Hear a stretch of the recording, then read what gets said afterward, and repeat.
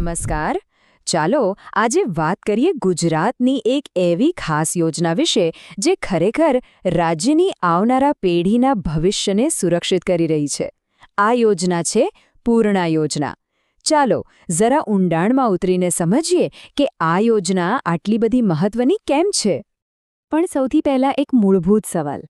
કિશોરાવસ્થામાં એટલે કે ટીનેજમાં યોગ્ય પોષણ આટલું બધું જરૂરી કેમ ગણાય છે? આ એક જ સવાલ પૂર્ણા જેવી યોજનાના મહત્વને સમજવા માટે પૂરતો છે, કારણ કે આ એ ઉંમર છે જ્યારે શરીર અને મનનો વિકાસ ખૂબ જ ઝડપથી થતો હોય છે અને એનો પાયો છે યોગ્ય પૂરતું પોષણ.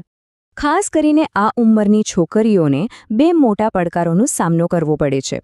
એક છે કુપોષણ, એટલે કે શરીરમાં પોષક તત્વોની ઉણપ, અને બીજું છે એનિમિયા, જેને આપણે સાદી ભાષામાં લોહીની કમી કહીએ છીએ. પૂર્ણા યોજના આ બંને મોટા પડકારોનો સામનો કરવા માટે જ બનાવવામાં આવી છે. જુઓ, કિશોરાવસ્થામાં જે શારીરિક અને માનસિક વિકાસ થાય છે ને, એ તેમના આખા જીવનની દિશા નક્કી કરે છે. હવે વિચારો, જો આ જ નિર્ણાયક સમયે પોષણની કમી રહી જાય તો તેના પરિણામો કેટલા ગંભીર હોઈ શકે છે. અને આ પરિણામો માત્ર ટૂંકા ગાળાના નથી.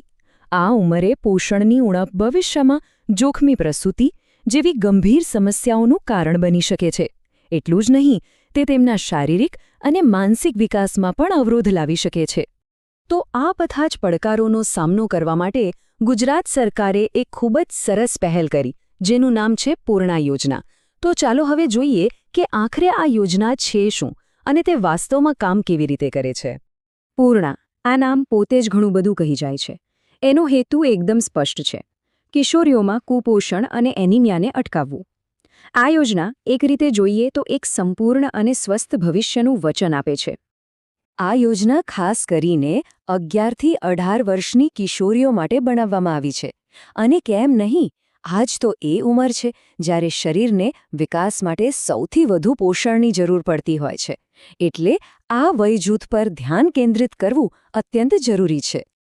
આ મહત્વપૂર્ણ પહેલની શરૂઆત જાન્યુઆરી 2018માં કરવામાં આવી હતી. આનો મુખ્ય ઉદ્દેશ્ય હતો રાજ્યની લાખો કિશોરીઓના જીવનમાં એક સકારાત્મક પરિવર્તન લાવવાનો.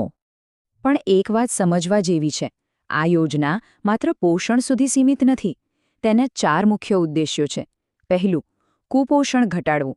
બીજું, એનિમિયાનો દર ઓછો કરવો. ત્રીજું, સ્વાસ્થ્ય અને સ્વચ્છતા વિશે જાગૃતિ ફેલાવવી. અને ચોથું, જે બહુ મહત્વનું છે, શાળા છોડી ગયેલી કિશોરીઓને ફરીથી શિક્ષણ અથવા કોઈ તાલીમ સાથે જોડવી. એટલે કે આ એક સર્વાંગી વિકાસની યોજના છે. સારું, આ બધા મોટા મોટા લક્ષ્યો તો છે, પણ સવાલ એ છે કે આ યોજના જમીન પર એટલે કે વાસ્તવિકતામાં કામ કેવી રીતે કરે છે. ચાલો એના મુખ્ય ઘટકોને જરા નજીકથી સમજીએ. આખી યોજના મુખ્યત્વે 4 સ્તંભો પર કામ કરે છે. પહેલું છે એનિમિયાને દૂર કરવા માટે આયર્ન અને ફોલિક એસિડ એટલે કે IFAની ગોળીઓનું વિતરણ.